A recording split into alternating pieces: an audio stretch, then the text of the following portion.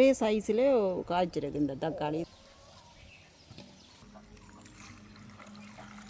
இதை பார்த்தீங்கன்னா சோஸ் மாதிரி நீங்கள் யூஸ் பண்ணி கொள்ளலாம். வணக்கம் ராவலே, இன்றைக்கும் பார்த்தீங்கன்னா ஒரு அருமையான சமையல் காணொலி ஒன்று தான். இன்றைக்கு பார்த்தீங்கன்னா இதில் நிற்கிற தக்காளி தோட்டத்தில் பார்த்தீங்கன்னா நிறைய தக்காளி பழம் எல்லாம் நல்லபடியாக பழத்து வந்துட்டுது.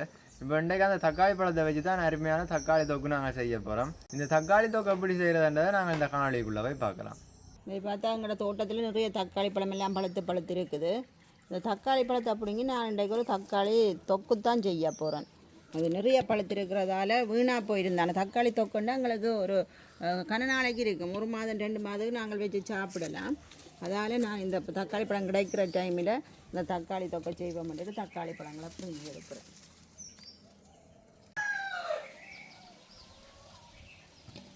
இதுகளை புரிஞ்சு எடுப்பேன். இப்போ எங்களுக்கு கொஞ்சம் அந்த மரங்களும் காஞ்சி கொண்டு வந்துட்டுது. அப்போ நிறைய பழமாயும் இருக்குது. இப்போ இந்தளத்தையும் சமைக்கல, அதுதானே பக்கத்து வீடுகளுக்கும் எல்லாம் கொடுத்து மிஞ்சிட்டுது எங்களுக்கு.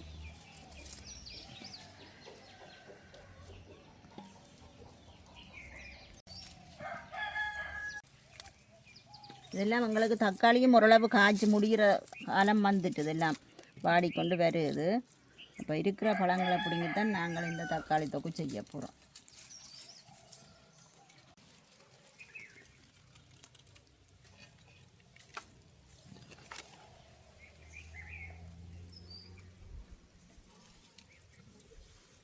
நிறைய தக்காளி பழம் இருக்குது.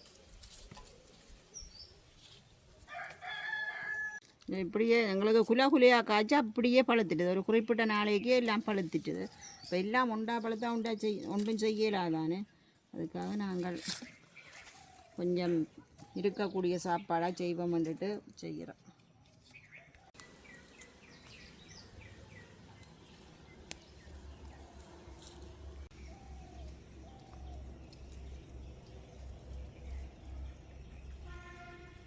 இதில் பார்த்தா ஒரே சைஸில் காய்ச்சிருக்கு இந்த தக்காளி. இது அந்த இனமும் இன்னும் தெரிய இல்லை. இப்படி சின்ன சின்ன பவுலை மாதிரி காயம்.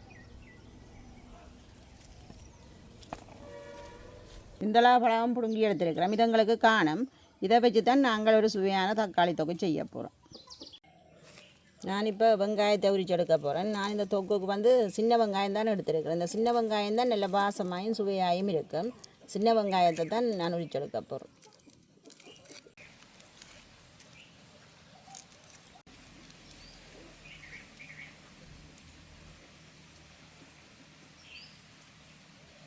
நாங்கள் இப்போ தக்காளி பழத்தை கழுவி எடுக்க போகிறோம்.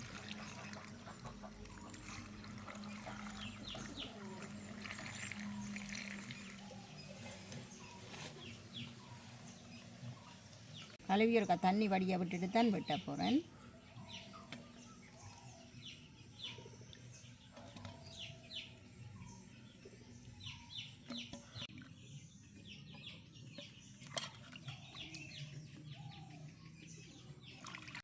நான் தக்காளி பழமெல்லாம் கழுவி எடுத்துட்டேன். இந்த டிஷ்ஷுக்கு மாற்ற போகிறேன். தக்காளி பழத்தை பார்த்தா சின்னன் பெருசாக நல்ல வடிவாக இருக்குது. சிவப்பாயும் இருக்குது, கொஞ்சம் லைட் மஞ்சளாயும் இருக்குது. பார்க்க நல்ல வடிவாக இருக்குது. நல்ல சின்ன சின்ன தக்காளியாயும் இருக்குது. தொட்டு பார்க்க நல்லா இருக்குது. நான் இப்போ வெட்ட போகிறேன் தக்காளியை. முதல்ல இந்த மூளை வெட்டி எடுக்க போகிறேன்.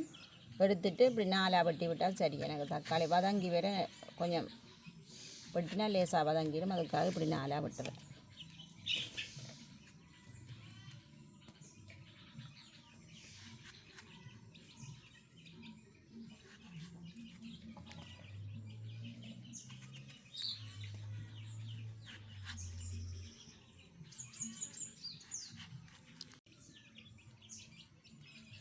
சின்ன தக்காளி எல்லாத்தையும் இப்படி 2 வெட்டி விட்டாலே காணும்.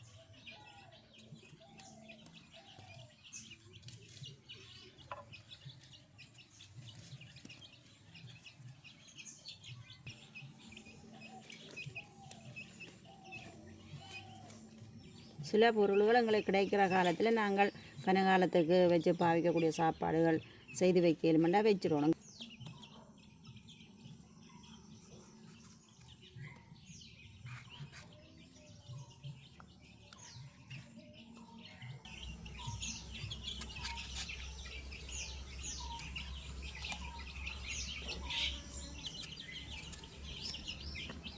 நான் இப்போ இதுக்கு தேவையான உள்ளியையும் உடைச்செடுக்கிறேன். உள்ளி நாங்கள் இதுக்கு நிறைய சேர்க்கணும், உடைச்சி தான் சேர்க்க போகிறோம்.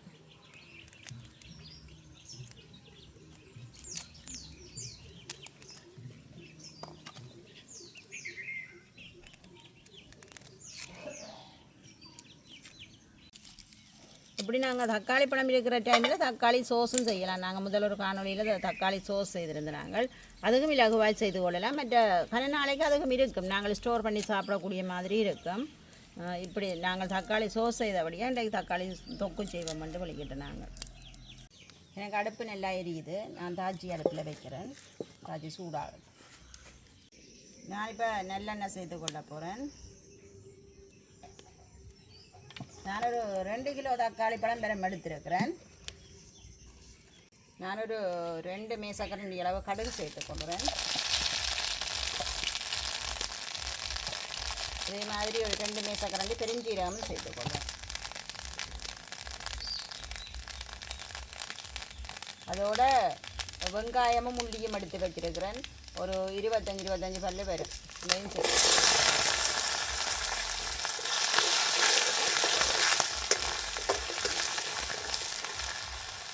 காரத்துக்கு தேவையான ஒரு 10 செத்தல் சேர்த்துக்கொள்கிறேன்.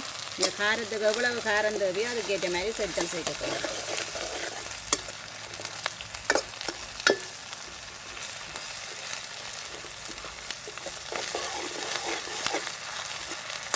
நான் கருவேப்பிலை சேர்த்துக்கொள்கிறேன். ஒரு 3 நட்டு கருவேப்பிலை சேர்த்துக்கொள்கிறேன்.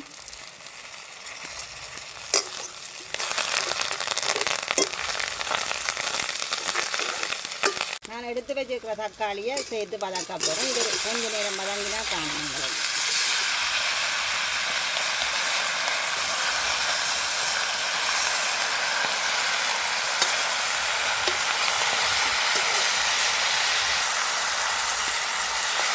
பச்சை வாசனை போக வதங்கினா சரி.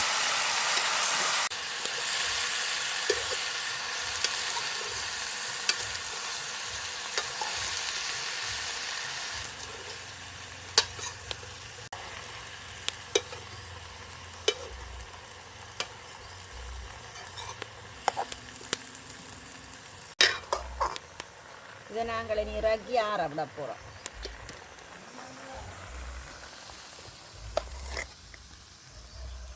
எப்படி ஆற விட்டுட்டு நாங்கள் மிக்சியில் போட்டு நல்லா சாந்து அடிச்செடுக்க போகிறோம்.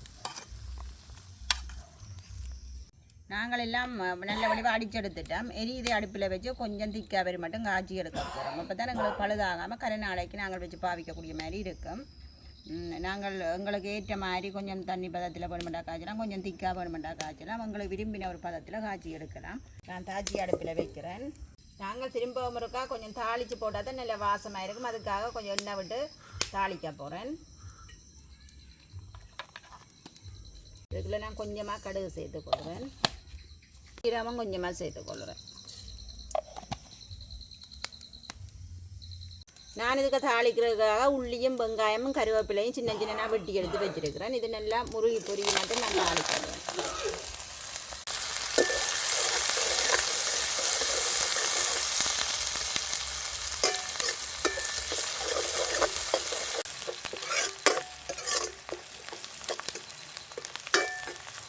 இதுக்குள்ளே நான் கொஞ்சமாக 2 கரண்டி மஞ்சள் சேர்க்குறேன்.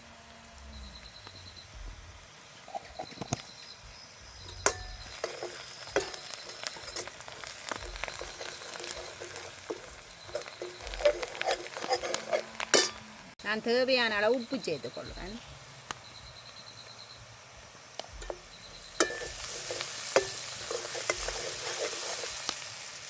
எங்களுக்கெல்லாம் வதங்கி நல்ல பொன்னிறமாக வந்துட்டுது, நல்ல வாசமும் பெறுது.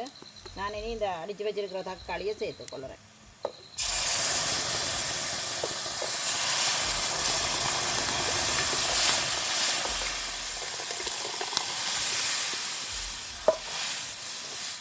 விடையக்குள்ளெல்லாம் மேலால பறக்குது. சட்டி சூடு தானே அதுதான் பறக்குது. அது தக்காளி பழம் தானே கொஞ்சம் அடிக்க கொஞ்சம் தண்ணியாக வந்துட்டு நல்ல அருகு மட்டும் வச்சு காய்ச்ச வேணும் நாங்கள். அப்போ தான் எங்களுக்கு பழுதாகாமல் இருக்கும்.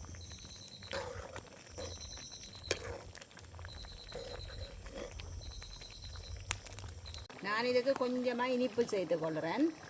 நீங்கள் விருப்பம் இல்லையண்டா சேர்க்காமல் விடலாம். இது கொஞ்சம் வித்தியாசமான ஒரு டேஸ்ட் வரும், கொஞ்சம் இனிப்பு சேர்த்தோம்னா அதுக்காக சேர்த்துருக்கேன். எங்களுக்கு தக்காளி பழத்தில் இந்த தண்ணியெல்லாம் பற்றி வந்துட்டுது. இனி கொஞ்சம் இறுகி நல்ல கட்டியாக வரணும். அது மட்டும் நாங்கள் அடுப்பில் வச்சு காய்ச்ச வேணும்.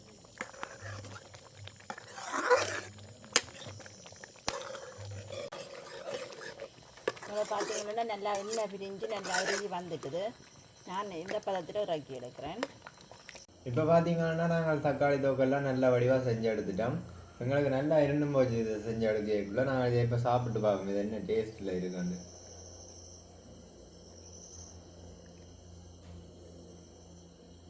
இது பார்த்தீங்கன்னா ஒரு புளிப்பு டேஸ்ட்லாம் ஒரு வித்தியாசமான டேஸ்ட். புளிப்புன்னு சொல்லலாம் இந்த டேஸ்ட்டை.